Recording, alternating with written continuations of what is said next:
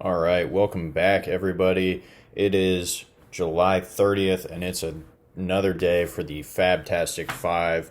I'm going to hop right into it. The first player I got for you today is Marco Luciano, 13% rostered on Yahoo, 4% on ESPN. Top prospect for the San Francisco Giants getting called up. He's got a really big power tool. In the 3 games that he's played so far, he is batting .333. He also has 4 strikeouts, though. So, not great. He's striking out about half the time right now. Obviously, it's a super small sample size, so you don't want to be too critical at this moment. I do think that if you are struggling in the middle infield position where you're trying to catch, some sort of spark, he's definitely an option here. His stats in the minors this year, mostly being at AA, he has hit .235 with an .811 OPS, 13 home runs, 6 stolen bases. He may have been rushed. I don't know that anybody was really expecting him to get called up this early until it actually happened. But like I said, I do absolutely believe that the pedigree is worth taking a shot on with Marco Luciano. The next guy that I have here is Aaron Savale, 65% rostered on Yahoo and 33% on ESPN. He's been very good this year in 71 innings pitched, a 2.54 ERA, a 106 WHIP. He does only have 54 strikeouts over those 71 innings, though, so that's a little bit of a. He's not a huge strikeout guy. He never really has been.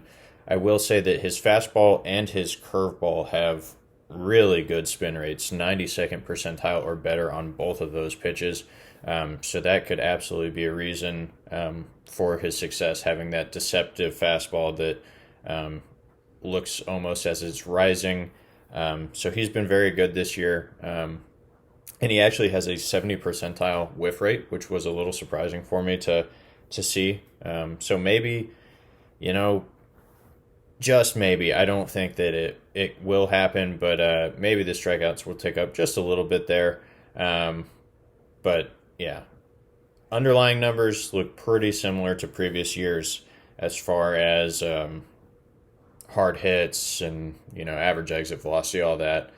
So there could be a little regression here regarding the ERA and maybe the whip a little bit, but absolutely at this point in the season, if you're looking for a starting pitcher, whether it's to stream or you need to fill a spot, Aaron Savale, and for the fact of the matter, these next 3 guys are all worth throwing some fab on, in my opinion.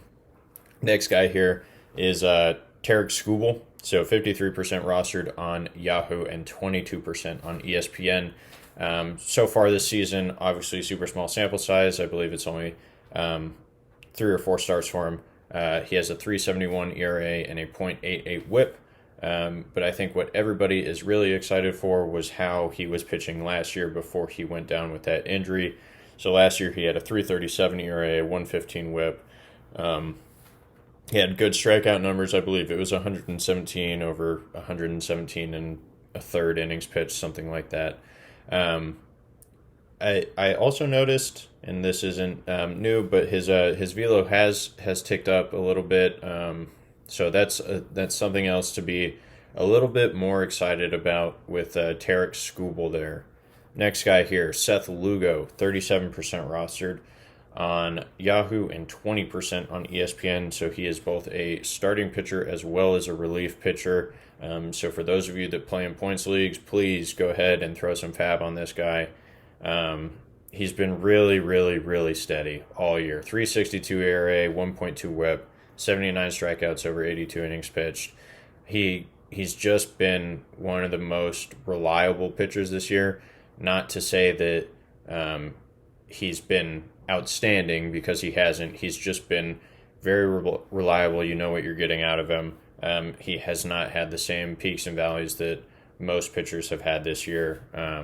He also pitches for the Padres. I know that they have not been playing well, but realistically, they should win more games as a team. So it's another thing where if they do start winning more games, Seth Lugo is going to be on the winning side of a handful of those you would expect. So could see the wins tick up. Maybe that's dependent on the Padres as a team play. But that is Seth Lugo. Last guy I have here, Christopher Sanchez of the Philadelphia Phillies, 28% rostered on Yahoo, 7% on ESPN. Another guy who's been really good this year. Obviously, smaller sample size than some of the other guys, but 2.98 ERA, 0.97 WHIP. He's got 42 and a third innings pitched this year. So, like I said, much smaller sample size than some of these other guys, but he has been really good, and that may be because of the fact that he has a 3.6% walk rate. So that's a very low walk rate, top 1% of the league, something like that. He also has a launch angle against him of 4.5 degrees. So the hard contact that is there that's coming against him is seemingly most of it is being hit right into the ground, allowing his defenders to make plays. So that may be a reason why his ERA and WHIP look so good. I do expect the WHIP to tick up if he's not going to be a huge strikeout pitcher, which it doesn't look like he has massive strikeout upside. But he may just be another one of those Ranger Suarez, one of his teammates, and Bryce Elder types where it's a lot of ground balls that are hard hit, but it doesn't affect the ERA as much because they are all ground balls. Those guys do tend to have a little bit higher WHIP, so something to be aware of. He's the guy that I am most skeptical of these pitchers. But that is it for me today. I hope you guys all have a wonderful Sunday. Go out there, win your fantasy leagues.